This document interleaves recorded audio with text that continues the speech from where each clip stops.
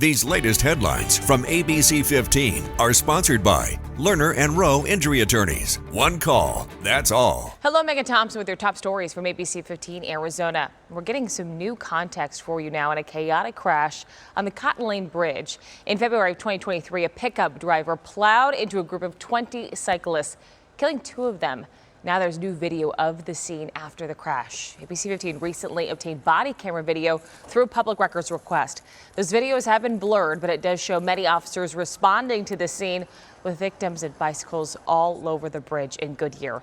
On that day, 2 people died, Karen Melissa from Goodyear and David Caro, who was visiting from Michigan. Well, the National Transportation Safety Board says 2 separate investigators found no issues with the truck involved.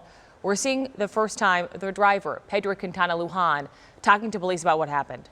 I was driving and I felt it going sideways. I'm trying to pull it back, but it wasn't pulling, you know? And so my eyes were on the steering wheel. By the time I look up, I hear people screaming. So. Quintana Lujan was slated to be in court Wednesday, but that hearing was pushed back again. It's unclear when the next date is, but we will follow up. A judge sided with Governor Katie Hobbs in the state legislature after Arizona's attorney general sued the state. We told you last week Chris Mays was trying to block the state from using $115 million in opioid settlement funds to address shortfalls in the state budget. Mays said there are specific rules for that money and should only be used for opioid abuse prevention efforts. But a judge ruled earlier this week the state can use the settlement funds. Governor Hobbs and the state legislature agreed on the budget after weeks of negotiation. And Mays will be releasing her general opinion on Arizona's abortion law later on today. The AG is expected to give her opinion, clarifying the law. This at request from lawmakers as it relates to medical emergencies. Mays will speak at 10 this morning. You can count on us to listen in. Well, America Votes 2024, it's a pivotal day in the race for the White House as President Joe Biden and former President Donald Trump will hit the debate stage for the first time in 4 years. Big topics expected include abortion rights, the border, and the economy. National polls show a virtual tie, with many saying they are not happy with either candidate. At this juncture, they both had 4 years, and I'm just 8 years more frustrated than I was before. I wish we had a candidate that had more of a middle of life and middle of the road perspective. And I'm very uncomfortable right now with either choice. Biden and Trump will stand 8 feet apart for 90 minutes with no audience in the Atlanta studio, and mics will be muted unless it is their turn to speak. ABC15 is planning to host a roundtable tonight with ABC15 viewers watching the presidential debate live in our studio. We'll talk to them and hear what they have to say about the candidates and the issues following tonight's debate. You can watch it all right here on ABC15. ABC News coverage starts at 5. The debate begins at 6 with a special edition of ABC15 following the debate at 8.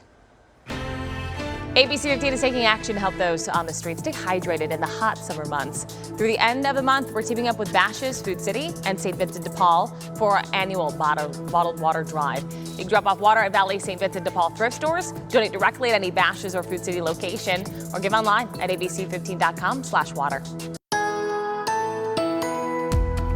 Scorching hot conditions, they're going to continue. I'm meteorologist Iris Hermosillo as we talk about that most accurate forecast. After reaching a high of 111 yesterday, we're going to make a run for that 112 mark again today, with Phoenix reaching 112. Hotter in Gila Bend and in Yuma today. Yuma up to 110, 113 out at Lake Havasu. And in northern Arizona, it's 80s to 90s again with more storms up there. But the storm chances clearing out of the valley as we start to lose some of that moisture. Now, our muggy meter will show you that our dew points are going to fall. I think they're going to hover in the low to mid 50s today. Still a bit of humidity in the air, but overall not as uncomfortable as it's been the last couple days, and that will also limit that storm threat. So no storm chances for the valley today, rather mostly sunny skies. Better storm chances for northern and eastern Arizona this afternoon. Drier to start the weekend too, but those storm chances, they'll be back in the valley starting on Sunday. Temperatures in the meantime topping 110 every afternoon through early next week.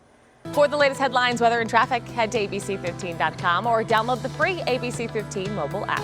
These latest headlines from ABC15 are sponsored by Lerner and Rowe Injury Attorneys. One call, that's all.